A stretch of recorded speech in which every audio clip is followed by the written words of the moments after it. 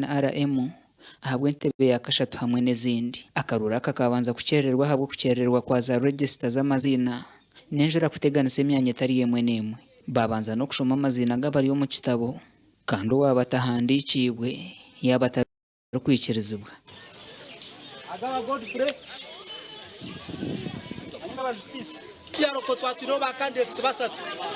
Abandi tutafuna bagents babo abantu bakunda movement n'abahagizi bingi.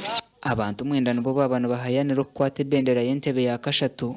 Ababa barimo Adrian Kweyamba, Steven Mujuni, Kevin Kaburaya hamwe n'abandi. Esayo natuchebembire nimbasaba mubabagumisereze sayo nanturangiriro bahanguzi. Kamuha Akaruuru k'entebe ya kashatu kuza kugarukwamu owabira singira kafero muri Butandu. Winston Rwankore yagira ngo hatakagira araye tumbitwe ngo hino ubarayibe kandi yajomerera barikwenda kwija batine kibina. Kandi flag bearer owabantu barankwatse nibundi kutekwa gukora nawe ahubwo kuba nibo bantu bakwenda. Gasha kwa Timothy Mushabe. Webere Timothy Mushabe orukure